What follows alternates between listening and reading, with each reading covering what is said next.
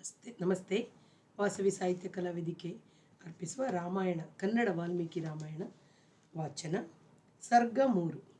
ಧರ್ಮಾತ್ಮನಾದ ವಾಲ್ಮೀಕಿಯು ನಾರದರಿಂದ ರಾಮಕಥಾ ವೃತ್ತಾಂತವನ್ನು ಧರ್ಮದಿಂದ ಕೂಡಿದ ಬ್ರಹ್ಮದೇವರ ವಚನವನ್ನೂ ಕೇಳಿ ಧೀಮಂತನಾದ ಆ ರಾಮನ ಚರಿತ್ರೆಯನ್ನು ವಿಸ್ತಾರವಾಗಿ ತಿಳಿಯಲು ಉದ್ಯುಕ್ತನಾದನು. ಆಗ ಆ ಋಷಿಯು ಆಚಮನ ಮಾಡಿ ದರ್ಬೆಗಳನ್ನು ಪೂರ್ವ ದಿಕ್ಕಿಗೆ ಅಗ್ರವಿರುವಂತೆ ಹಾಸಿ ವಿಧಿಪೂರ್ವಕವಾಗಿ ಕುಳಿತು ಅಂಜಲಿಬದ್ಧನಾಗಿ ಧರ್ಮದ ಮೇಲೆಯೇ ದೃಷ್ಟಿ ಇಟ್ಟು ಮುಂದಿನ ಕರ್ತವ್ಯವನ್ನು ಕುರಿತು ಚಿಂತಿಸುತ್ತಿದ್ದನು. ಆಗ ರಾಮ ಲಕ್ಷ್ಮಣ ಸೀತೆಯರಿಗೂ ರಾಜನಾದ ದಶರಥನಿಗೂ ಆತನ ಹೆಂಡತಿಯರಿಗೂ ರಾಜ್ಯಕ್ಕೂ ಉಂಟಾದ ಸಮಸ್ತ ವಿಷಯಗಳು, ಅವರ ನಡೆನುಡಿಗಳು, ಸಂಭಾಷಣೆಗಳು, ಅವರ ಚಲನವಲನಗಳು, ಅವರು ಮಾಡಿದ ಕೆಲಸಗಳು ಎಲ್ಲವೂ ಸಹ ಬ್ರಹ್ಮನ ಅನುಗ್ರಹ ವಿಶೇಷದಿಂದ ನಡೆದಂತೆಯೇ ಆತನ ಮನಸ್ಸಿಗೆ ಗೋಚರವಾದವು. ಸತ್ಯಸಂಧನಾದ ರಾಮನು ಲಕ್ಷ್ಮಣನೊಡನೆ ಪತ್ನಿಯಾದ ಸೀತೆಯ ಒಡನೆಯೂ ಅರಣ್ಯದಲ್ಲಿ ಸಂಚರಿಸುತ್ತಿದ್ದಾಗ ನಡೆದ ವಿಷಯಗಳು, ಮುಂದೆ ನಡೆದ ಸಮಸ್ತ ವೃತ್ತಾಂತಗಳು ಯೋಗಾವಿಷ್ಟನಾಗಿ ಕುಳಿತ ಆ ಧರ್ಮಾತ್ಮನಿಗೆ ಅಂಗೈಯಲ್ಲಿಟ್ಟ ನೆಲ್ಲಿಕಾಯಿಯಂತೆ ಎಲ್ಲವೂ ಸ್ಪಷ್ಟವಾಗಿ ಕಂಡುಬಂದು.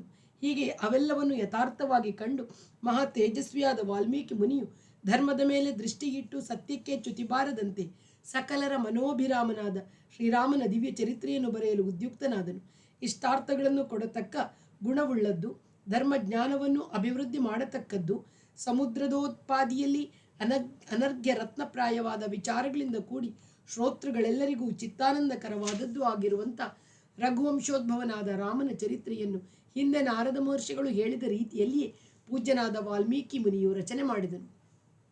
ಈ ಪ್ರಕಾರ ರಾಮನು ಜನ್ಮ ತಾಳಿದುದು, ಆತನ ಅಪರಿಮಿತವಾದ ಪರಾಕ್ರಮ, ಎಲ್ಲರಿಗೂ ಸಹಾಯ ಮಾಡುವವನಾಗಿ, ಎಲ್ಲರಲ್ಲಿಯೂ ಆತನಿಗಿದ್ದ ಪ್ರೀತಿ, ಆತನ ಕ್ಷಮಾಗುಣ, ಸೌಮ್ಯ ಸ್ವಭಾವ, ಸತ್ಯಶೀಲತೆ, ವಿಶ್ವಾಮಿತ್ರರೊಡನೆ ಒಡಗೂಡಿದಾಗ ಸಂಭವಿಸಿದ ಅನೇಕ ಅದ್ಭುತ ಪ್ರಸಂಗಗಳು ಮತ್ತು ಇತರ ವಿಷಯಗಳು, ಧನುರ್ಭಂಗ, ಸೀತಾದೇವಿಯೊಡನೆ ವಿವಾಹ, ರಾಮನಿಗೂ ಪರಶುರಾಮನಿಗೂ ನಡೆದ ವಿವಾದ, ರಾಮನಲ್ಲಿದ್ದ ಅಸಾಧಾರಣವಾದ ಗುಣಾತಿಶಯಗಳು, ರಾಮನ ಯೌವರಾಜ್ಯಾಭಿಷೇಕಕ್ಕಾಗಿ ನಡೆದ ಪ್ರಯತ್ನ, ಕೈಕೆಯ ದುಷ್ಟ ಭಾವನೆಯಿಂದ ಈ ಅಭಿಷೇಕಕ್ಕೆ ವಿಘ್ನ ಬಂದದ್ದು, ರಾಮನು ವನವಾಸಕ್ಕೆ ಹೊರಟದ್ದು, ಶೋಕದಿಂದ ವಿಲಪಿಸುತ್ತಿದ್ದ ದಶರಥ ರಾಜನು ಪರಲೋಕಕ್ಕೆ ತೆರಳಿದುದು, ಪ್ರಜೆಗಳ ದುಃಖ, ರಾಮನು ಪ್ರಜೆಗಳನ್ನು ಬಿಟ್ಟು ಮುಂದಕ್ಕೆ ತೆರಳಿ ಬೇಡರ ರಾಜನಾದ ಗುಹನೊಡನೆ ಸೇರಿ ಸಂಭಾಷಿಸಿದ್ದದ್ದು, ಅಲ್ಲಿಯವರೆಗೂ ತನ್ನನ್ನು ರಥದಲ್ಲಿ ತಂದ ಸಾರಥಿಯಾದ ಸುಮಂತ್ರನನ್ನು ಹಿಂದಕ್ಕೆ ಕಳಿಸಿದ್ದದ್ದು, ಗಂಗಾ ನದಿಯನ್ನು ದಾಟಿ ಭರದ್ವಾಜರ ದರ್ಶನವನ್ನು ಪಡೆದು ಅವರ ಅನುಜ್ಞೆಯಂತೆ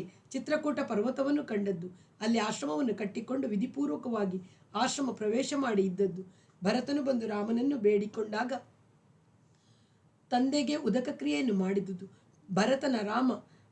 ಭರತನು ರಾಮಪಾದುಕೆಗಳಿಗೆ ಪಟ್ಟಾಭಿಷೇಕವನ್ನೆಸಗಿ ನಂದಿಗ್ರಾಮದಲ್ಲಿ ವಾಸ ಮಾಡಿದುದು, ರಾಮನು ದಂಡಕಾರಣ್ಯವನ್ನು ಪ್ರವೇಶಿಸಿ ವಿರಾಧನನ್ನು ಕೊಂದದ್ದು, ಶರಭಂಗ ಋಷಿಯ ದರ್ಶನ, ಸುತೀಕ್ಷ್ಣ ಮಹರ್ಷಿಗಳೊಡನೆ ಸಮಾಗಮ, ಸೀತಾದೇವಿಯು ಅನುಸೂಯಾದೇವಿಯೊಡನೆ ಕಲೆತಾಗ ಆಕೆಯು ಮಂಗಲ ದ್ರವ್ಯಗಳನ್ನು ಅರ್ಪಿಸಿದುದು, ಅಗಸ್ತ್ಯರ ಸಂದರ್ಶನ, ಜಟಾಯುನೊಡನೆ ಕಲೆತಂದು ಪಂಚವಟಿಗೆ ಬಂದು ಶೂರ್ಪಣಕೆಯನ್ನು ಕಂಡದ್ದು, ಆಕೆಯೊಡನೆ ಸಂವಾದ, ಆಕೆಯ ವಿರೂಪಗೊಳಿಸಿದುದು, ಶಿರಸ್ಸುಗಳ ವಧೆ, ರಾವಣನ ಕೃತ್ಯ, ಮಾರೀಚ ವಧೆ, ಹರಣ, ರಾಮನ ದುಃಖ, ಗೃಧ್ರರಾಜನಾದ ಜಟಾಯುವಿನ ಮರಣ, ಕಬಂಧನನ್ನು ಕಂಡದ್ದು, ಪಂಪಾಸರಸ್ಸಿಗೆ ಬಳಿ ಬಂದು ಶಬರಿಯನ್ನು ಕಂಡದ್ದು, ಹನುಮಂತನನ್ನು ಕಂಡು ಋಷ್ಯಮುಖಕ್ಕೆ ಹೋಗಿ ಸುಗ್ರೀವನೊಡನೆ ಸೇರಿದುದು, ಆತನೊಡನೆ ಸಖ್ಯ, ತನ್ನ ಶಕ್ತಿಯ ವಿಚಾರದಲ್ಲಿ ಆತನಿಗೆ ನಂಬಿಕೆ ಹುಟ್ಟಿಸಿದುದು, ವಾಲಿಸುಗ್ರೀವರ ಯುದ್ಧ, ವಾಲಿ ಸಂಹಾರ, ಸುಗ್ರೀವ ಪಟ್ಟಾಭಿಷೇಕ, ತಾರೆಯ ದುಃಖ, ಸಮಯವನ್ನು ಎದುರು ನೋಡುತ್ತಾ ವರ್ಷಕಾಲ ಕಳೆದದ್ದು,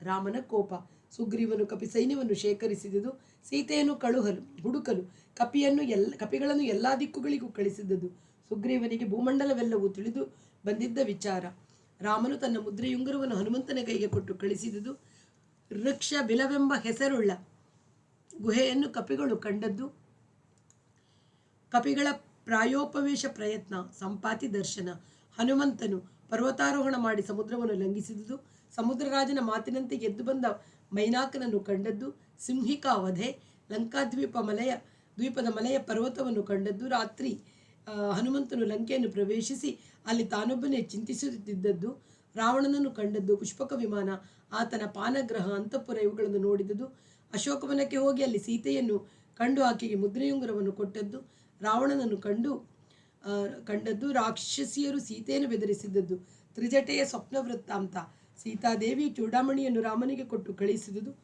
ವನಭಂಗ, ರಾಕ್ಷಸ್ಯರ ಪಲಾಯನ, ಕಿಂಕರರೆಂಬ ರಾಕ್ಷಸ ಸೇನೆಯ ನಾಶ, ಹನುಮಂತನನ್ನು ಹಿಡಿದುದು, ಲಂಕೆಯನ್ನು ದಹಿಸಿ ಹನುಮಂತನು ಗರ್ಜಿಸಿದ್ದು, ಹಿಂದಿರುಗಿ ಸಾಗರವನ್ನು ಹಾರಿ ಬಂದದ್ದು, ಮಧುಭಕ್ಷಣ, ರಾಮನನ್ನು ಸಂತೈಸಿ ಚೂಡಾಮಣಿಯನ್ನು ಸಮರ್ಪಿಸಿದುದು, ರಾಮನು ಸೇನಾ ಸಮೇತನಾಗಿ ಸಮುದ್ರದ ದಡಕ್ಕೆ ಬಂದು ಸೇರಿದುದು, ನಳನು ಸೇತುವೆಯನ್ನು ಕಟ್ಟಿದ್ದು, ಅದರ ಮೂಲಕ ಸಮುದ್ರವನ್ನು ದಾಟಿ ಬಂದು ರಾತ್ರಿಯಲ್ಲಿ ಲಂಕಾಪಟ್ಟಣವನ್ನು ಮುತ್ತಿಗೆ ಹಾಕಿದ್ದು, ವಿಭೀಷಣನೊಡನೆ ಸ್ನೇಹ ಮಾಡಿದುದು, ರಾವಣನ ವಧೆಗೆ ಮಂತ್ರಾಲೋಚನೆ ಮಾಡಿದುದು, ಕುಂಭಕರ್ಣ ಮೇಘನಾದರ ಸಂಹಾರ, ರಾವಣ ವಧೆ, ಸೀತೆಯನ್ನು ಪಡೆದದ್ದು, ಲಂಕೆಯಲ್ಲಿ ವಿಭೀಷಣ ಪಟ್ಟಾಭಿಷೇಕ, ಪುಷ್ಪಕ ವಿಮಾನದ ಮೂಲಕ ಅಯೋಧ್ಯೆಗೆ ಬಂದದ್ದು, ಭರತನೊಡನೆ ಸಮಾಗಮ, ಶ್ರೀರಾಮ ಪಟ್ಟಾಭಿಷೇಕ ವೈಭವ, ಕಪಿಸೈನ್ಯವನ್ನು ಕಳುಹಿಸಿಕೊಟ್ಟದ್ದು, ಅಯೋಧ್ಯ ರಾಜ್ಯದ ಜನಗಳನ್ನೆಲ್ಲ ಸಂತೋಷಪಡಿಸಿದ್ದು, ಸೀತಾ ಪರಿತ್ಯಾಗ, ಇವೆಲ್ಲ ವಿಷಯಗಳನ್ನು ವರ್ಣಿಸಿ ಈ ಭೂಮಿಯ ಮೇಲೆ ಮುಂದೆ ನಡೆಯತಕ್ಕ ರಾಮನ ಚರಿತ್ರೆಯನ್ನು ವಾಲ್ಮೀಕಿ ಮಹರ್ಷಿಯು ಉತ್ತರಕಾಂಡದಲ್ಲಿ ರಚಿಸಿ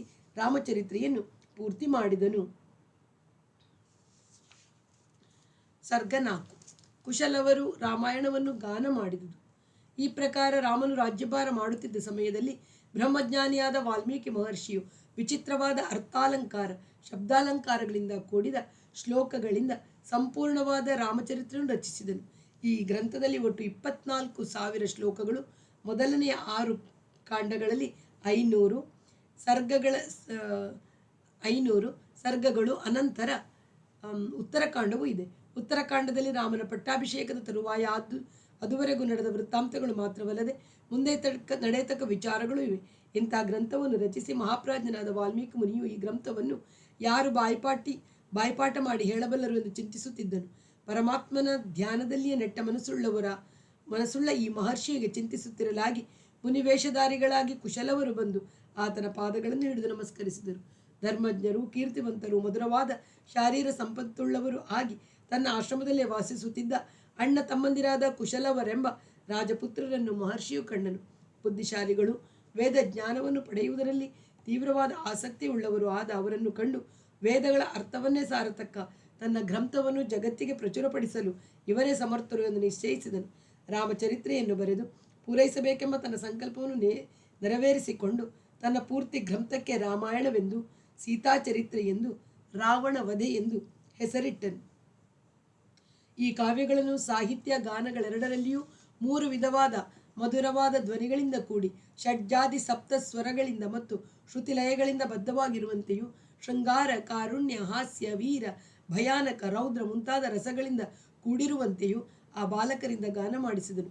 ಆ ಬಾಲಕರಾದರೋ ಸಂಗೀತ ಶಾಸ್ತ್ರದ ಸಾರವನ್ನು ತಿಳಿದವರು, ತಾಳಲಯ ಜ್ಞಾನವುಳ್ಳವರು, ಇಂಪಾದ ಶಾರೀರವುಳ್ಳವರು ಆಗಿ ಗಂಧರ್ವರಂತೆ ಮನೋಹರವಾದ ರೂಪವುಳ್ಳ ಅಣ್ಣ ತಮ್ಮಂದಿರು. ಸೂರ್ಯ ಬಿಂಬದಿಂದಲೇ ಹುಟ್ಟಿದರೋ ಎಂಬಂತೆ ಪ್ರಕಾಶಮಾನರಾದ ಆ ಇಬ್ಬರು ಮೂರ್ತಿಗಳು ರಾಮನ ಶರೀರದಿಂದ ಜನಿಸಿದವರಾಗಿ ಉತ್ತಮವಾದ ರೂಪಲಕ್ಷಣದಿಂದ ಯುಕ್ತರಾಗಿದ್ದರು. ಅವರ ಮಾತೆಲ್ಲ ಮಧುರವಾದ ಸ್ವರದಿಂದ ಕೂಡಿತ್ತು.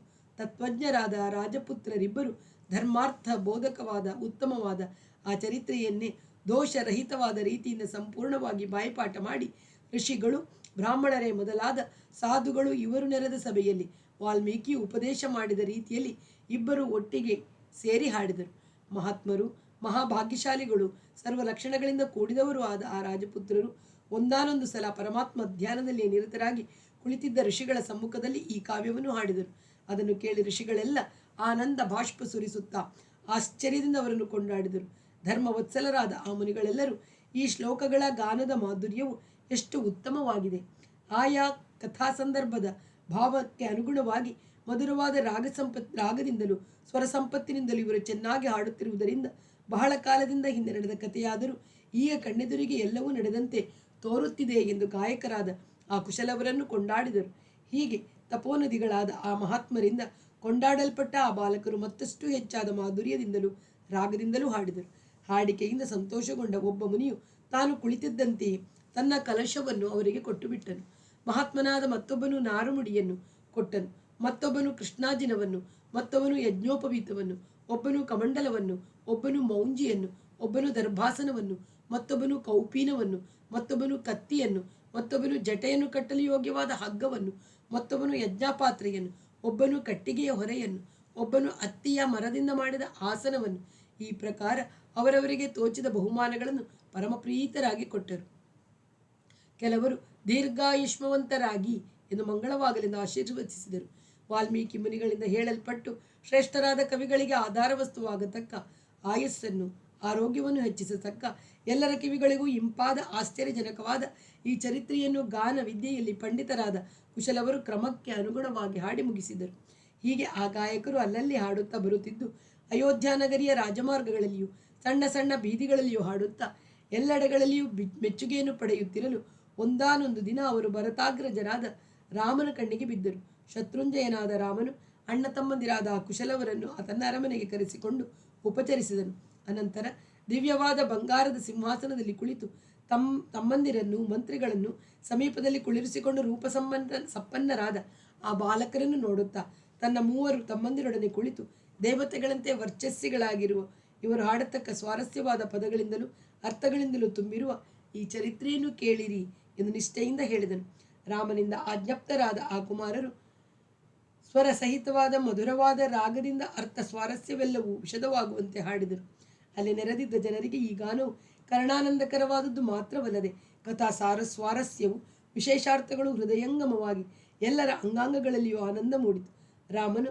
ರಾಮ ಚಿಹ್ನೆಗಳಿಂದ ಶೋಭಿಸುತ್ತಿರುವ ಮಹಾ ತಪಸ್ವಿಗಳಾದ ಕುಶಲವರೆಂಬ ಈ ವಟುಗಳು ನನಗೂ ಕೂಡ ಶ್ರೇಯಸ್ಕರವಾದ ಮಹಾತ್ಮೆಯುಳ್ಳ ಚರಿತ್ರೆಯನ್ನು ಹೇಳುತ್ತಿದ್ದಾರೆ ಕೇಳಿರಿ ಎಂದು ಸಭೆಯಲ್ಲಿದ್ದ ಜನರಿಗೆ ಒತ್ತಿ ಒತ್ತಿ ಹೇಳುತ್ತಾ ಪ್ರೋತ್ಸಾಹಿಸುತ್ತಿದ್ದನು. ಈ ಪ್ರಕಾರ ಹೇಳುತ್ತಿದ್ದ ರಾಮನು ವಾಕ್ಯಗಳಿಂದ ಹುರಿದುಂಬಿಸಿದವರಾಗಿ ಆ ಗಾಯಕರು ಶಾಸ್ತ್ರ ದೃಷ್ಟಿಯುಳ್ಳವರ ಅನುಸರಿಸಿ ಹಾಡುತ್ತಿರಲು ರಾಮನು ಅವರ ಗಾನದಲ್ಲಿ ನೆಟ್ಟ ಮನಸ್ಸುಳ್ಳವನಾಗಿ ಸಿಂಹಾಸನದಿಂದ ಮೆಲ್ಲನೆ ಇಳಿದು ಮೆಲ್ಲನೆ ಸಭಾಸದರ ನಡುವೆಯೇ ಕುಳಿತು ಬಿಟ್ಟನು.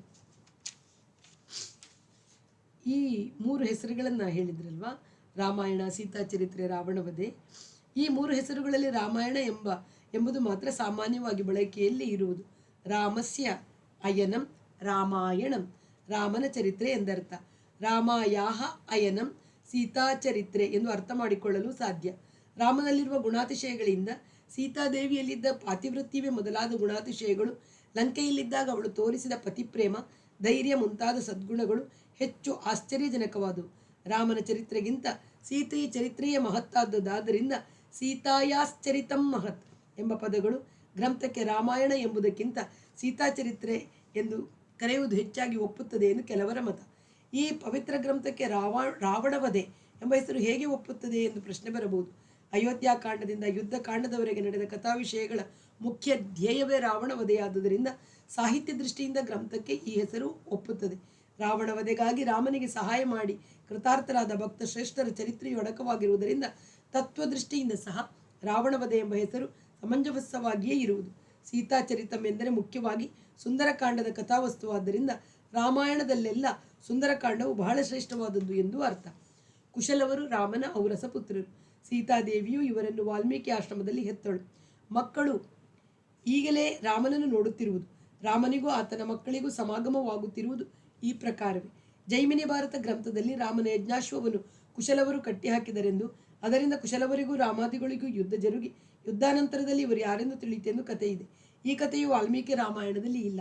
ವಾಲ್ಮೀಕಿ ರಾಮಾಯಣಕ್ಕೂ ಇತರ ರಾಮಾಯಣಗಳಲ್ಲಿ ಎಲ್ಲೆಲ್ಲಿ ಸಮನ್ವಯ ಮಾಡಲು ಆಗುವುದಿಲ್ಲವೋ ಅಲ್ಲೆಲ್ಲ ವಾಲ್ಮೀಕಿ ರಾಮಾಯಣದಲ್ಲಿ ಇರತಕ್ಕ ಕಥಾ ವಿಚಾರವೇ ಯಥಾರ್ಥವೆಂದು ತಿಳಿಯಬೇಕು. ಸರ್ಗ 5. ಎಲ್ಲ ರಾಜರಿಗೂ ಹಿಂದೆ ಅಯೋಧ್ಯ ನಗರದ ವರ್ಣನೆ. ಎಲ್ಲ ರಾಜರಿಗೂ ಹಿಂದೆ ಪ್ರಜಾಪತಿ ಮನುವಿನ ಕಾಲದಿಂದಲೂ ಸಹ ಯಾವ ರಾಜವಂಶದವರು ಈ ಅಖಂಡ ಭೂಮಂಡಲವನ್ನು ವಶಪಡಿಸಿಕೊಂಡು ಆಳುತ್ತಿದ್ದರು, ಯಾರ ವಂಶಸ್ಥನಾದ ಸಗರನೆಂಬ ಚಕ್ರವರ್ತಿಯು ಸಾಗರವನ್ನು ಅಗೆಯಿಸಿದನೋ, ಯಾರನ್ನು 60,000 ಮಕ್ಕಳು ಹಿಂಬಾಲಿಸಿ ಹೋಗುತ್ತಾ ಕೂಡಿದ್ದರೋ ಅಂಥ ಇಕ್ಷ್ವಾಕು ರಾಜವಂಶದಲ್ಲಿ ರಾಮಾಯಣವೆಂಬ ಮಹಾಚರಿತ್ರೆಯು ಹುಟ್ಟಿಕೊಂಡಿತೆಂದು ಹೇಳಲ್ಪಟ್ಟಿದೆ. ಧರ್ಮಕ್ಕೆ ವಿರುದ್ಧವಾಗದ ಇಷ್ಟಾರ್ಥಗಳನ್ನು ಸಂಪತ್ತನ್ನು ಕೊಡತಕ್ಕ ಆ ಕಥೆಯನ್ನು ಮೊದಲಿಂದ ಸಂಪೂರ್ಣವಾಗಿ ಹೇಳುತ್ತೇನೆ, ಅಸೂಯೆ ಬಿಟ್ಟು ಕೇಳತಕ್ಕದ್ದು. ಕೋಸಲ ಎಂಬ ಪ್ರಖ್ಯಾತವಾದ ರಾಜ್ಯವೊಂದು ಧನ ಧಾನ್ಯಗಳಿಂದ ಸಮೃದ್ಧವಾಗಿ ಸಂತೋಷಭರಿತರಾಗಿ ಜನಗಳಿಂದ ಕೂಡಿ ಸರಯೂ ನದಿ ತೀರದಲ್ಲಿ ಕಂಗೊಳಿಸುತ್ತಿದೆ. ಆ ದೇಶದಲ್ಲಿ ಲೋಕ ಪ್ರಖ್ಯಾತವಾದ ಅಯೋಧ್ಯೆ ಎಂಬ ಪಟ್ಟಣವಿದೆ. ಆ ಪಟ್ಟಣವು ಸಾಕ್ಷಾತ್ ಮನುಚಕ್ರವರ್ತಿಯಿಂದ ನಿರ್ಮಿತವಾದದ್ದು. 12 ಯೋಜನ ಉದ್ದ, 3 ಯೋಜನ ಅಗಲ ವಿಸ್ತಾರವುಳ್ಳದ್ದಾಗಿ ಚೆನ್ನಾಗಿ ವಿಭಾಗಿಸಲ್ಪಟ್ಟ ರಸ್ತೆಗಳಿಂದಲೂ ರಾಜಮಾರ್ಗಗಳಿಂದಲೂ ರಂಜಿಸುತ್ತಿತ್ತು. ಬೀದಿಗಳನ್ನು ನಿತ್ಯವೂ ನೀರು ಚಿಮುಕಿಸಿ ಹೂಗಳನ್ನು ಎರಚಿ ಶೃಂಗರಿಸುತ್ತಿದ್ದರು. ದಶರಥನೆಂಬ ರಾಜನು ರಾಜ್ಯವನ್ನು ಚೆನ್ನಾಗಿ ವೃದ್ಧಿಪಡಿಸಿಕೊಂಡು ದೇವಲೋಕದಲ್ಲಿ ದೇವೇಂದ್ರನಂತೆ ಈ ನಗರದಲ್ಲಿ ರಾಜ್ಯಭಾರ ಮಾಡುತ್ತಿದ್ದನು. ನಗರದಲ್ಲಿ ತೋರಣದ ಹೊರಬಾಗಿಲುಗಳನ್ನು ಚೆನ್ನಾಗಿ ವಿಭಜಿಸಲ್ಪಟ್ಟ ಅಂಗಡಿ ಸಾಲುಗಳು, ನಾನಾ ವಿಧವಾದ ಯಂತ್ರಗಳು, ಆಯುಧಗಳು, ಅವುಗಳನ್ನು ಸಜ್ಜುಗೊಳಿಸತಕ್ಕ ಶಿಲ್ಪಿಗಳ ಮತ್ತು ಕಲೆಗಾರರೊಡನೆ ಇರುತ್ತಿದ್ದವು. ಒಂದೇ ಮಾಗದರಿಂದ ಕೂಡಿ ಮಹದೇಶ್ವರದಿಂದ ಶೋಭಿಸುತ್ತಿದ್ದ ಆ ನಗರದಲ್ಲಿ ಎತ್ತರವಾದ ವೇದಿಕೆಗಳ ಮೇಲೆ ಧ್ವಜಗಳಿಂದ ಕೂಡಿ ವಿರಾಜಿಸುತ್ತಿದ್ದ 100 ಶತಘ್ನಿ ಪಿರಂಗಿಗಳು ಇದ್ದವು. ನರ್ತಕಿಯರ ಗುಂಪುಗಳಿಂದ ಕೂಡಿದ ಆ ಪಟ್ಟಣದಲ್ಲಿ ಮಾವಿನ ತೋಪುಗಳು, ಉದ್ಯಾನವನಗಳು, ದೊಡ್ಡದಾದ ಕೋಟೆಯ ಗೋಡೆಗಳು ಇದ್ದವು. ಹೊರಗಿನವರಿಂದ ದಾಟಲು ಅಸಾಧ್ಯವಾದ ಕಂದಕಗಳಿಂದ ಕೂಡಿದ ಆ ನಗರದಲ್ಲಿ ಆನೆ, ಕುದುರೆಗಳು, ಹಸುಗಳು, ಒಂಟೆಗಳು, ಕತ್ತೆಗಳು ತುಂಬಿದ್ದವು. ವರ್ತಕರಿಂದ ತಂದೊಪ್ಪಿಸತಕ್ಕ ಸಾಮಂತ ರಾಜರುಗಳಿಂದಲೂ ನಾನಾ ದೇಶವಾಸಿಗಳಾದ ವರ್ತಕರಿಂದಲೂ ಕೂಡಿ ರತ್ನಖಚಿತವಾದ ಅರಮನೆಗಳಿಂದಲೂ ಎತ್ತರವಾದ ಗೋಪುರಗಳಿಂದಲೂ ಕೂಡಿದ ಸಾರ್ವಜನಿಕ ಮಂದಿರಗಳಿಂದಲೂ ಕೂಡಿ ಆ ನಗರ ದೇವೇಂದ್ರನ ಅಮರಾವತಿಯಂತೆ ಇದ್ದಿತು. ಹಾಗೂ ಚಿತ್ರತರವಾಗಿ 8 ಮೂಲೆ ಆಕೃತಿಯಲ್ಲಿ ಉತ್ತಮರಾದ ಸ್ತ್ರೀಯರ ಸಮೂಹಗಳಿಂದಲೂ ರತ್ನಗಳಿಂದ ಅಲಂಕೃತವಾದ ವಿಮಾನ ಗೃಹಗಳಿಂದಲೂ ಏರು ತಗ್ಗುಗಳಿಲ್ಲದ ಸ್ಥಳಗಳಲ್ಲಿ ನಿರ್ಮಿತವಾದ ಮನೆಗಳಿಂದಲೂ ತುಂಬಿದ್ದಿತ್ತು. ನೆಲ್ಲು, ಅಕ್ಕಿ ಸಮೃದ್ಧವಾಗಿರುತ್ತಿತ್ತು. ನೀರು ಕಬ್ಬಿನ ಹಾಲಿನಂತೆ ಮಧುರವಾಗಿತ್ತು. ಭೇರಿ, ಮೃದಂಗಗಳು, ವೀಣಾವಾದ್ಯಗಳು, ತಮ್ಮಟೆಗಳು ಆ ಪಟ್ಟಣದಲ್ಲಿ ಅಲ್ಲಲ್ಲಿ ಧ್ವನಿಗೈಯುತ್ತಿದ್ದವು. ತಪಸ್ಸಿನ ಪ್ರಭಾವದಿಂದ ದೇವಲೋಕಕ್ಕೇರಿದ ಸಿದ್ಧರ ವಿಮಾನಗಳಂತೆ ಉತ್ತಮವಾದ ಮನೆಗಳನ್ನು ಹೊಂದಿ ಪುಣ್ಯಶಾಲಿಗಳಾದ ಜನರು ಅಲ್ಲಿ ಇರುತ್ತಿದ್ದರು. ಅಲ್ಲಿಯ ಯೋಧರು ರಣಪಂಡಿತರು, ಒಳ್ಳೆಯ ಕೈಚಳಕ ಉಳ್ಳವರು. ಆದರೂ ಅವರು ಅಸಹಾಯಕರಾಗಿರುವವರನ್ನು, ವೃದ್ಧರನ್ನು, ಕೇವಲ ಬಾಲಕರನ್ನು, ಪಲಾಯನ ಮಾಡಿ ಶಬ್ದದಿಂದಲೇ ಗುರುತಿಸಬೇಕಾದವರನ್ನು ಬಾಣಗಳಿಂದ ಹೊಡೆಯುವವರಲ್ಲ. ಕಾಡಿನಲ್ಲಿ ಮದಿಸಿ ಗರ್ಜಿಸುವ ಸಿಂಹಗಳನ್ನು, ಹುಲಿಗಳನ್ನು, ಕಾಡು ಹಂದಿಗಳನ್ನು ತೀಕ್ಷ್ಣವಾದ ಶಸ್ತ್ರಗಳಿಂದ, ಬಾಹುಬಲಗಳಿಂದಲೂ ಕೊಲ್ಲುವವರು. ಇಂಥ ಸಾವಿರಾರು ಮಹಾರಥರಿಂದ ತುಂಬಿ ಆಹಿತಾಗ್ನಿಗಳು, ವೇದಾಂಗ ಪಾರಂಗತರು, ಗುಣವಂತರು ಆದ ಬ್ರಾಹ್ಮಣೋತ್ತಮರಿಂದಲೂ 1000 ಗಟ್ಟಲೆಯಾಗಿ ದಾನ ಮಾಡಲು ತಕ್ಕ ಸತ್ಯವ್ರತರಾದ ಮಹಾತ್ಮರಿಂದಲೂ ಮಹರ್ಷಿಗಳಷ್ಟೇ ಯೋಗ್ಯತೆಯುಳ್ಳ ಋಷಿಗಳಿಂದಲೂ ಕೂಡಿದಂಥ ಆ ಪಟ್ಟಣದಲ್ಲಿ ರಾಜನಾದ ದಶರಥನು ರಾಜ್ಯಪಾಲನೆ ಮಾಡಿಕೊಂಡಿದ್ದನು. ಈ ಕಥೆಯನ್ನು ರಾಮ ಎಲ್ಲರಲ್ಲಿ ಕೇಳುವಂತೆ ಹೇಳ್ತಾನೆ ಎನ್ನುವ ಮಾತನ್ನು ಕೇಳಿದ್ವಿ. ರಾಮನು ತನ್ನ ಚರಿತ್ರೆಯನ್ನು ತನಗೆ ಶ್ರೇಯಸ್ಕರವೆಂದು ಕೊಂಡಾಡಬಹುದೇ ಎಂದು ಕೇಳಬಹುದು. ರಾಮಾಯಣದಲ್ಲಿ ರಾಮನ ಚರಿತ್ರೆ ಮಾತ್ರವಲ್ಲದೆ ಸೀತೆಯ ಪಾತಿವ್ರತ್ಯಾದಿ ಸುಗುಣಗಳು, ಸೇವಾ ತತ್ಪರರಾದ ಲಕ್ಷ್ಮಣ, ಹನುಮಂತ, ಸುಗ್ರೀವ, ವಿಭೀಷಣರೇ ಮುಂತಾದ ಕರ್ತವ್ಯ ನಿಷ್ಠೆ, ಅವರ ಅದ್ಭುತ ಸೇವೆ, ಭರತನ ಭ್ರಾತೃವಾತ್ಸಲ್ಯ, ಸುಮಿತ್ರೆ, ತಾರೆ, ಮಂಡೋದರಿಯವರ ದಿವ್ಯಜ್ಞಾನ, ಪರಮಪೂಜ್ಯರಾದ ಶರಭಂಗ, ಅಗಸ್ತ್ಯ, ಭಾರದ್ವಾಜ ಮಹರ್ಷಿಗಳ ಪರಿಚಯ, ಮಹಾತಪಸ್ವಿನಿ ಪತಿವ್ರತೆಯರ ಮಾರ್ಗದರ್ಶಕಗಳು ಆದ ಅನಸೂಯ ಚರಿತ್ರೆ, ಇದೇ ಮೊದಲಾದ ಮಹತ್ವ ವಿಷಯಗಳು ಅಡಕವಾಗಿವೆ. ಭಗವದ್ಗೀತೆಯಲ್ಲಿ ಕೃಷ್ಣನು ಏನೇನು ಬೋಧಿಸುತ್ತಾನೋ ಆ ವಿಷಯಗಳೆಲ್ಲ ರಾಮಾಯಣದಲ್ಲಿ ಪಾತ್ರವಹಿಸಿರುವ ಕಾರ್ಯತಃ ಮಾಡಿ ತೋರಿಸಿರುತ್ತಾರೆ. ಭಕ್ತ ಪಾರಾಯಣನಾದ ಶ್ರೀರಾಮನು ತನ್ನ ಭಕ್ತರ ಚರಿತ್ರೆಯು ತನಗೆ ಶ್ರೇಯಸ್ಕರವೆಂದು ಭಕ್ತ ವಾತ್ಸಲ್ಯವನ್ನು ಎತ್ತಿ ತೋರಿಸಿರುವನು. ಮುಂದಿನ ಮಾನವ ಕೋಟಿಗೆಲ್ಲ ಪುಣ್ಯಪ್ರದವಾಗಿ ಧರ್ಮವನ್ನು ಬೋಧಿಸತಕ್ಕ ಈ ಗ್ರಂಥವನ್ನು ಎಲ್ಲರೂ ಓದಿ ಕೇಳಬೇಕೆಂದು ರಾಮನು ತನ್ನ ಕಾತರತೆಯನ್ನು ವ್ಯಕ್ತಪಡಿಸುತ್ತಾನೆ. ಇದಕ್ಕಾಗಿ ತಮ್ಮಂದಿರಿಗೆ ಈ ಚರಿತ್ರೆಯನ್ನು ಕೇಳಿರಿ ಎಂದು ನಿಯತಂ ನಿಷ್ಠೆಯಿಂದ ಹೇಳುತ್ತಾನೆ. ಹೀಗೆ ತಿಳಿಯಬೇಕೇ ಹೊರತು ರಾಮನು ಆತ್ಮ ಪ್ರಶಂಸಾಪರ ಎಂಬ ಕುತರ್ಥಕ್ಕೆ ಅವಕಾಶವಿಲ್ಲ.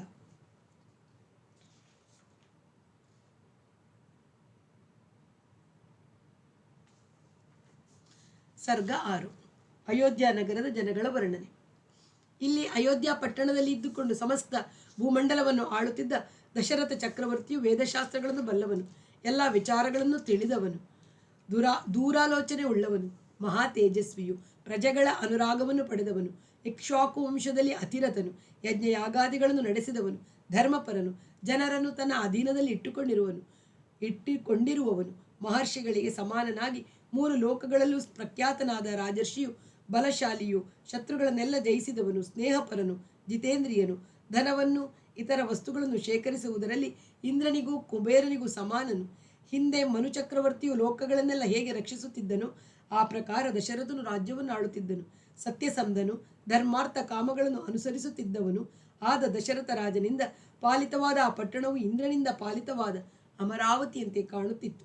ಆ ಪಟ್ಟಣದಲ್ಲಿ ಸಂತೋಷಯುಕ್ತರು, ಧರ್ಮಾತ್ಮರು, ಒಳ್ಳೆಯ ಶಾಸ್ತ್ರ ಜ್ಞಾನವುಳ್ಳವರು ಆದ ಮನುಜ ಶ್ರೇಷ್ಠರು ತಮ್ಮ ಧನಗಳಿಂದಲೇ ತೃಪ್ತರಾಗಿ ದುರಾಶೆ ಇಲ್ಲದೆ ಸತ್ಯಸಂಧತೆಯಿಂದ ಕೂಡಿರುತ್ತಿದ್ದರು.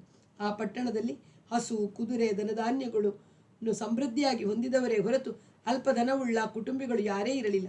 ಬಹುಕಾಮಿಯೇ ಆಗಲಿ, ಜಿಪುಣನೇ ಆಗಲಿ, ಕ್ರೂರಾತ್ಮನೇ ಆಗಲಿ, ವಿದ್ಯಾರಹಿತನೇ ಆಗಲಿ, ನಾಸ್ತಿಕನೇ ಆಗಲಿ ಅಯೋಧ್ಯೆಯಲ್ಲಿ ಕಾಣುತ್ತಿರಲಿಲ್ಲ. ಗಂಡಸರು, ಹೆಂಗಸರು, ಧರ್ಮಶೀಲರು, ಜಿತೇಂದ್ರಿಯರು ಆಗಿ ಸದಾಚಾರ ನಡತೆಯುಳ್ಳ ಕುಲದಲ್ಲಿ ಜನಿಸಿದವರಾಗಿ ಮಹರ್ಷಿಗಳಂತೆ ಶುದ್ಧರಾಗಿರುತ್ತಿದ್ದರು. ಕರ್ಣಾಭರಣಗಳಿಲ್ಲದವರು, ಕಿರೀಟಗಳಿಲ್ಲದವರು, ಕಂಠಾಹಾರವಿಲ್ಲದವರು, ಅಭ್ಯಂಗನ ಸ್ನಾನಾದಿಗಳನ್ನು ಮಾಡದ, ಚಂದನಾದಿ ಸುಗಂಧಗಳಿಂದ ಲೇಪಿತವಾದ ಶರೀರವಿಲ್ಲದ ಅಲ್ಪಭೋಗಿಗಳು ಯಾರೂ ಅಲ್ಲಿರಲಿಲ್ಲ. ಎಲ್ಲರೂ ಮೃಷ್ಟಾನ್ನವನ್ನು ಸೇವಿಸುವರು, ಎಲ್ಲರೂ ದಾನಿಗಳು, ಸರ್ವಾಭರಣಭೂಷಿತರು. ಹೀಗಿದ್ದರೂ ಎಲ್ಲರೂ ಜಿತೇಂದ್ರಿಯರು.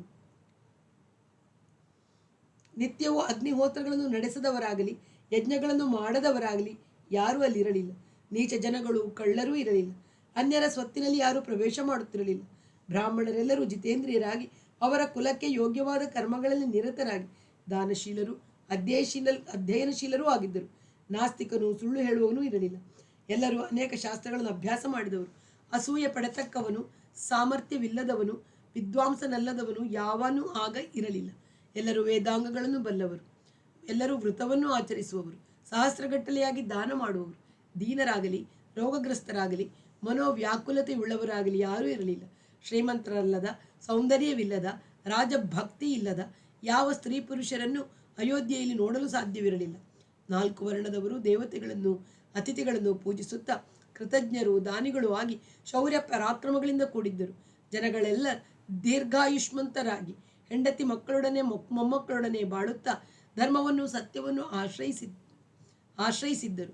ಕ್ಷತ್ರಿಯರು ಬ್ರಾಹ್ಮಣರನ್ನು, ವೈಶ್ಯರು ಕ್ಷತ್ರಿಯರನ್ನು ಅನುವರ್ತಿಸುತ್ತಿದ್ದರು. ಶೂದ್ರರು ತಮ್ಮ ಧರ್ಮದಲ್ಲಿ ನಿರತರಾಗಿ ಮೊದಲನೆಯ 3 ವರ್ಣದ ಜನರನ್ನು ಉಪಚರಿಸುತ್ತಿದ್ದರು. ಪೂರ್ವಕಾಲದ ಧೀಮಂತನಾದ ಮನುಚಕ್ರಿಯ ವೃತ್ತಿಯ ತೆರದಲ್ಲಿ ಇಕ್ಷ್ವಾಕುನಾಥನಾದ ದಶರಥನು ಆ ಪಟ್ಟಣವನ್ನು ಚೆನ್ನಾಗಿ ರಕ್ಷಿಸುತ್ತಿದ್ದನು. ಅಗ್ನಿಗೆ ಸಮಾನರಾದ ವರ್ಚಸ್ವಿಗಳು, ಯುದ್ಧ ವಿಶಾರದರು ಆದ ಕಪಟವಿಲ್ಲದ ಯೋಧರು ಗುಹೆಯಲ್ಲಿ ಅಡಗಿರುವ ಸಿಂಹಗಳಂತೆ ಆ ಪಟ್ಟಣದಲ್ಲಿ ಇದ್ದುಕೊಂಡಿದ್ದರು. ಕಾಂಬೋಜ, ಬಾಗ್ಲೀಕ, ವನಾಯು ನದಿಭೂಮಿ ಅಂದರೆ ಪಂಜಾಬ್ ಈ ಪ್ರದೇಶಗಳಲ್ಲಿ ಹುಟ್ಟಿದ ಉತ್ತಮವಾದ ಕುದುರೆಗಳು, ವಿಂಧ್ಯ ಪರ್ವತದ ಪ್ರದೇಶದಲ್ಲೂ ಹಿಮವತ್ ಪರ್ವತ ಪ್ರದೇಶದಲ್ಲೂ ಹುಟ್ಟಿದ ಬಲಶಾಲಿಗಳಾದ ದೊಡ್ಡ ಮದಗಜಗಳ ಐರಾವತ, ಮಹಾಪದ್ಮ, ಅಂಜನ, ವಾಮನ ಎಂಬ ದಿಗ್ಗಜಗಳ ವಂಶೋತ್ಪನ್ನಗಳಾದ ಆನೆಗಳು, ಭದ್ರ, ಮಂದ್ರ, ಮೃಗ ಎಂಬ ಜಾತಿಯ ಆನೆಗಳು, ಅವುಗಳ ಸಂಯೋಗದಿಂದ ಉತ್ಪನ್ನವಾದ ಭದ್ರಮಂದ್ರ, ಭದ್ರಮೃಗ, ಮೃಗಮಂದ್ರ, ಭದ್ರ ಮಂದ್ರಮೃಗ ಎಂಬ ಸಂಕೀರ್ಣ ಕುಲದ ಆನೆಗಳು ಆ ಪಟ್ಟಣದಲ್ಲಿ ಹೇರಳವಾಗಿದ್ದವು.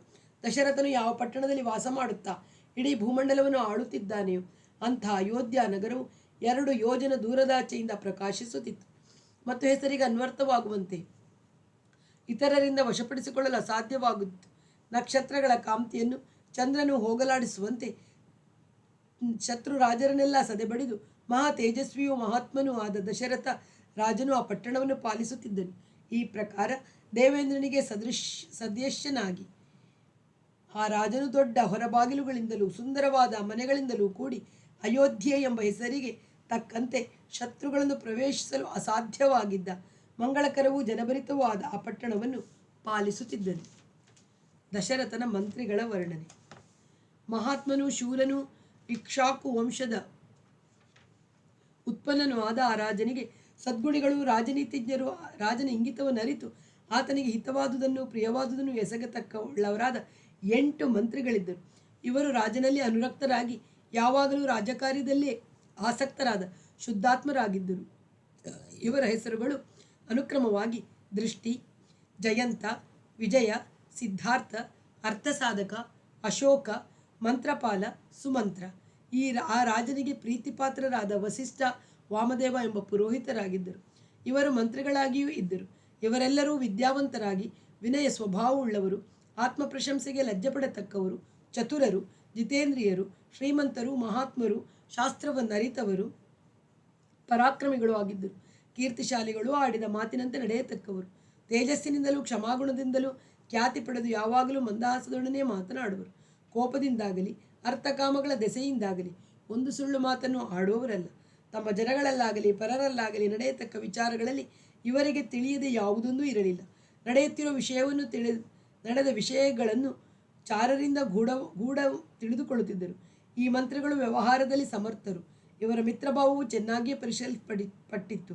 ಶಿಕ್ಷೆ ವಿಧಿಸಬೇಕಾದ ಕಾಲ ಒದಗಿದರೆ ತಮ್ಮ ಮಕ್ಕಳನ್ನೂ ಶಿಕ್ಷೆಗೆ ಗುರಿ ಮಾಡತಕ್ಕವರು.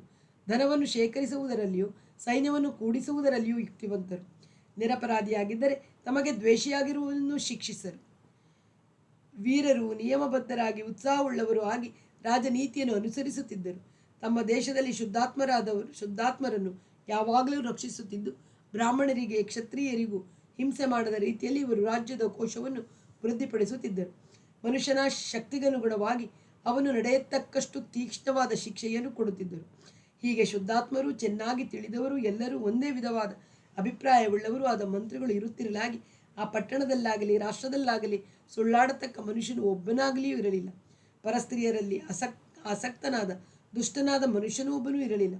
ಆ ಪಟ್ಟಣವು ಸಮಸ್ತ ರಾಜ್ಯವು ಶಾಂತಿಯಿಂದ ಕೂಡಿದ್ದವು. ಆ ಮಂತ್ರಿಗಳು ಉತ್ತಮವಾದ ವಸ್ತ್ರಗಳನ್ನು ಲಕ್ಷಣವಾಗಿರುವಂತೆ ಧರಿಸುತ್ತಾ ಸೌಶೀಲ್ಯದಿಂದಿರುತ್ತಿದ್ದರು. ಎಚ್ಚರಿಕೆಯಿಂದ ನ್ಯಾಯ ದೃಷ್ಟಿಗನುಸಾರವಾಗಿ ರಾಜನ ಹಿತವನ್ನು ನೋಡಿಕೊಳ್ಳುತ್ತಾ ಗುಣ ದೋಷಗಳನ್ನು ಗ್ರಹಿಸುತ್ತಾ ಇದ್ದು ಅವರ ಸಾಮರ್ಥ್ಯಕ್ಕಾಗಿ ಖ್ಯಾತಿಗೊಂಡರು. ಬುದ್ಧಿ ನಿರ್ಧಾರಗಳಿಗಾಗಿ ಅವರು ಇತರ ದೇಶಗಳಲ್ಲಿ ಕೂಡ ಖ್ಯಾತಿ ಪಡೆದರು. ಸಂಧಿ ಮಾಡಿಕೊಳ್ಳುವವರು ಮತ್ತು ಯುದ್ಧದ ಮರ್ಮವನ್ನು ಅರಿತವರು, ಸ್ವಭಾವದಿಂದಲೇ ಸಂಪತ್ತು ಉಳ್ಳವರು, ಮಂತ್ರಾಲೋಚನೆಗಳನ್ನು ಗುಟ್ಟಾಗಿಡುತ್ತಾ ಒಳ್ಳೆಯ ಬುದ್ಧಿಶಾಲಿಯೊಡನೆ ವ್ಯವಹರಿಸುವಾಗ ಮಧುರವಾಗಿ ಸಂಕ್ಷೇಪವಾಗಿ ವರ್ತಿಸುವರು. ಅವರು ನೀತಿಶಾಸ್ತ್ರಗಳನ್ನು ಚೆನ್ನಾಗಿ ಬಲ್ಲವರು, ಯಾವಾಗಲೂ ಪ್ರಿಯವನ್ನೇ ನುಡಿಯತಕ್ಕವರು. ನಿರ್ದೋಷಿಯಾದ ದಶರಥನು ಇಂಥ ಗುಣಯುಕ್ತರಾದ ಮಂತ್ರಿಗಳಿಂದ ಕೂಡಿ ಭೂಮಿಯನ್ನು ಆಳುತ್ತಿದ್ದರು. ಚಾರರಿಂದ ವಿಷಯಗಳನ್ನು ತಿಳಿದುಕೊಳ್ಳುತ್ತಾ ಅಧರ್ಮವನ್ನು ದೂರ ಮಾಡಿ ಪ್ರಜೆಗಳನ್ನು ಧರ್ಮದಿಂದ ಸಂತೋಷಗೊಳಿಸುತ್ತಾ ಪ್ರಜೆಗಳನ್ನು ಪಾಲಿಸುತ್ತಿದ್ದನು. ಸತ್ಯಸಂಧನೆಂದು, ದಾನಿಯೆಂದು, 3 ಲೋಕಗಳಲ್ಲಿ ಪ್ರಖ್ಯಾತನಾದ ಪುರುಷ ಶ್ರೇಷ್ಠನಾದ ದಶರಥನು ಅಯೋಧ್ಯೆಯಲ್ಲಿ ಇದ್ದುಕೊಂಡು ಈ ಸಮಸ್ತ ಭೂಮಂಡಲವನ್ನು ಆಳುತ್ತಿದ್ದನು. ತನ್ಮಿತ್ರರನ್ನು ವಿಧೇಯರಾದ ಸಾಮಂತ ರಾಜರನ್ನು ಉಳ್ಳವನಾಗಿ ತನ್ನ ಶಕ್ತಿ ಸಾಮರ್ಥ್ಯದಿಂದ ಎಲ್ಲ ವಿಘ್ನಗಳನ್ನು ನಿವಾರಿಸಿದ್ದನು. ಈತನಿಗೆ ಸಮಾನನಾದ ಅಥವಾ ಈತನನ್ನು ಮೀರತಕ್ಕ ಶತ್ರುವೊಬ್ಬನೂ ಇರಲಿಲ್ಲ.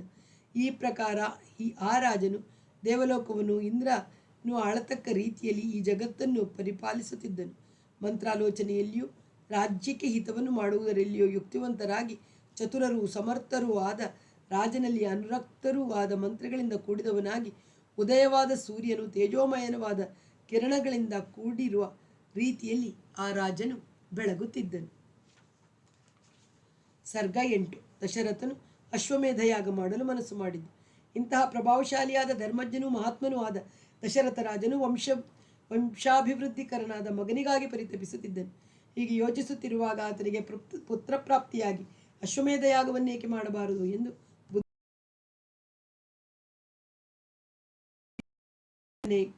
ಸಮಾಲೋಚಿಸಿ ಯಾಗ ಮಾಡತಕ್ಕದ್ದೆಂದು ನಿಶ್ಚಯಿಸಿದನು. ಧರ್ಮಾತ್ಮನಾದ ಆ ರಾಜನು ಅನಂತರ ಮಂತ್ರಶ್ರೇಷ್ಠರಾದ ಸುಮಂತ್ರನನ್ನು ಕುರಿತು ತನ್ನ ಗುರುಗಳೆಲ್ಲರನ್ನೂ ಅವರ ಪುರೋಹಿತ ವರ್ಗದವರನ್ನು ಕರೆದು ಬರುವುದಕ್ಕೆ ಆಜ್ಞಾಪಿಸಿದನು. ಸುಮಂತ್ರನು ತ್ವರೆಯಿಂದ ಸುಯಜ್ಞ, ವಾಮದೇವ, ಜಾಬಾಲಿ, ಕಾಶ್ಯಪ, ಕುಲಪುರೋಹಿತರಾದ ವಸಿಷ್ಠ ಇವರನ್ನು ಇನ್ನೂ ಇತರ ವೇದಾಧ್ಯಯನ ಸಂಪನ್ನರಾದ ಬ್ರಾಹ್ಮಣೋತ್ತರನ್ನು ಕರೆತಂದನು. ಧರ್ಮಾತ್ಮನಾದ ದಶರಥ ರಾಜನು ಅವರನ್ನು ಸತ್ಕರಿಸಿ ಧರ್ಮಾರ್ಥ ಸಹಿತವಾಗಿಯೂ ಇಂಪಾಗಿಯೂ ಇರುವ ಮಾತುಗಳಿಂದ ಮಕ್ಕಳಿಗಾಗಿ ಕೊರಗುತ್ತಿರುವ ನನಗೆ ಆ ಭಾಗ್ಯವು ಪ್ರಾಪ್ತವಾಗಿಲ್ಲವಷ್ಟೇ. ಅದಕ್ಕಾಗಿ ಅಶ್ವಮೇಧ ಯಾಗವನ್ನು ಮಾಡಬೇಕೆಂದು ಬುದ್ಧಿ ಉಂಟಾಗಿದೆ. ಈ ಯಾಗವನ್ನು ಶಾಸ್ತ್ರೋಕ್ತವಾದ ಕ್ರಮದಿಂದಲೇ ಮಾಡಬೇಕೆಂದಿರುತ್ತೇನೆ. ತನ್ನ ಇಷ್ಟಾರ್ಥವನ್ನು ಹೇಗೆ ಪಡೆಯಬಹುದು ಎಂಬುದನ್ನು ತಾವು ಯೋಚಿಸಿ ಹೇಳಬೇಕು ಎಂದು ವಿನಯದಿಂದ ಪ್ರಾರ್ಥಿಸಿದನು. ಆಗ ವಸಿಷ್ಠರೇ ಮೊದಲಾದವರೆಲ್ಲ ರಾಜನ ಬಾಯಿಂದ ಬಂದ ಮಾತುಗಳನ್ನು ಗೌರವಿಸುತ್ತಾ ಆತನ ಅಭಿಪ್ರಾಯವು ಸಾಧುವೆಂದು ಶ್ಲಾಘಿಸಿದರು.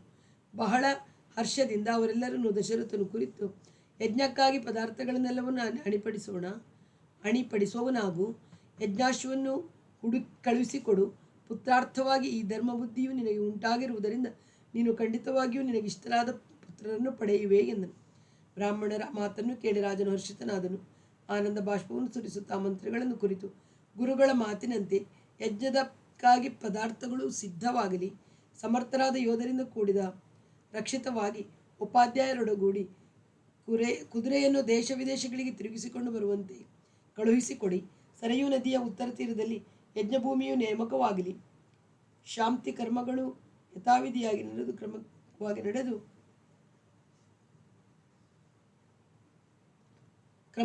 ಯಥಾವಿಧಿಯಾಗಿಯೂ ಕರ್ಮಗಳು ಜರುಗಲಿ. ಸರ್ವೋತ್ತಮವಾದ ಯಜ್ಞವನ್ನು ಮಾಡುವಾಗ ವಿಘ್ನಗಳು ದೋಷಗಳು ಉಂಟಾಗದಿದ್ದಲ್ಲಿ ಎಲ್ಲ ರಾಜರು ಯಜ್ಞವನ್ನು ಮಾಡಬಹುದಿತ್ತು. ಆದರೆ ವಿದ್ವಾಂಸರಾದ ಬ್ರಹ್ಮರಾಕ್ಷಸರು ಯಾಗ ನಡೆಯುತ್ತಿರುವಾಗ ದೋಷಗಳಿಗಾಗಿ ಹುಡುಕುತ್ತಾರೆ. ಯಜ್ಞವು ಕೆಟ್ಟು ಹೋದರೆ ಕೂಡಲೇ ಯಜ್ಞ ಮಾಡತಕ್ಕವನು ನಾಶ ಹೊಂದುತ್ತಾನೆ. ಆದ್ದರಿಂದ ಈ ಯಜ್ಞವು ಶಾಸ್ತ್ರೋಕ್ತವಾಗಿ ಮುಗಿಯುವ ರೀತಿಯಲ್ಲಿ ಆತಂಕಗಳಿಲ್ಲದೆ ಈ ಕೆಲಸಗಳನ್ನು ಮಾಡುವ ಸಮರ್ಥರಾದವರನ್ನು ಎಲ್ಲ ಏರ್ಪಾಡು ಮಾಡಲಿ ಎಂದು ಆಜ್ಞಾಪಿಸಿದನು. ಚಕ್ರವರ್ತಿಯು ಆಜ್ಞಾಪಿಸಿದ ಆ ಮಾತುಗಳನ್ನು ಕೇಳಿ ಮಂತ್ರಿಗಳೆಲ್ಲರೂ ತಮ್ಮ ಅಪ್ಪಣೆ ಎಂದು ನಡೆಸುವೆವು ಎಂದು ರಾಜನನ್ನು ಗೌರವಿಸಿದರು. ಆತನೊಂದಿಗೆ ಬಂದಿದ್ದ ಧರ್ಮಜ್ಞರಾದ ಬ್ರಾಹ್ಮಣೋತ್ತಮರೆಲ್ಲ ರಾಜನನ್ನು ಆಶೀರ್ವದಿಸಿ ಹಿಂದಿರುಗಿದರು. ಆತನ ಅಪ್ಪಣೆ ಪಡೆದು ಅವರ ಆಶ್ರಮಗಳಿಗೆ ಹಿಂದಿರುಗಿದರು. ಆ ಬ್ರಾಹ್ಮಣರನ್ನು ಕಳಿಸಿಕೊಟ್ಟು ತೇಜೋವಂತನಾದ ರಾಜನು ಮಂತ್ರಿಗಳನ್ನು ಕುರಿತು ಋತ್ವಿಕಗಳು ಉಪದೇಶ ಮಾಡಿದ ರೀತಿಯಲ್ಲಿ ಯಜ್ಞಕ್ಕಾಗಿ ಯಥಾವಿಧಿಯಾಗಿ ಎಲ್ಲ ಏರ್ಪಾಡುಗಳು ಸಿದ್ಧವಾಗಲಿ ಎಂದು ಹೇಳಿ ಮಂತ್ರಿಗಳನ್ನು ಬೀಳ್ಕೊಟ್ಟು ಅರಮನೆಗೆ ಬಂದನು. ರಾಜನು ತನ್ನ ಪ್ರಾಣಪ್ರಿಯರಾದ ಪತ್ನಿಯರನ್ನು ಕುರಿತು, ನಾನು ಪುತ್ರನನ್ನು ಪಡೆಯುವುದಕ್ಕಾಗಿ ಯಜ್ಞ ಮಾಡುವವನಾಗಿದ್ದೇನೆ, ಆದ್ದರಿಂದ ನೀವೆಲ್ಲ ಯಜ್ಞ ದೀಕ್ಷೆಯನ್ನು ಕೈಗೊಳ್ಳಿ ಎಂದನು. ಅತಿ ಮನೋಹರವಾದ ಈ ಮಾತನ್ನು ಕೇಳಿ ತೇಜಸ್ಸಿನಿಂದ ಕೂಡಿದ ಆ ಸ್ತ್ರೀಯರ ಮುಖವು ಕಮಲಗಳು ಹೇಮಂತ ಋತುವು ಕಳೆದ ಬಳಿಕ ಕಮಲ ಪುಷ್ಪಗಳು ಕಂಗೊಳಿಸುವಂತೆ ಶೋಭಿಸಿದವು. ಮುಂದಿನ ಮಾತನ್ನು ಮುಂದೆ ಕೇಳೋಣ. ಅಲ್ಲಿಯವರೆಗೆ ಎಲ್ಲರಿಗೂ ನಮಸ್ಕಾರ. ವಾಸವಿ ಸಾಹಿತ್ಯ ಕಲಾವೇದಿಕೆ ಸುಳ್ಯ.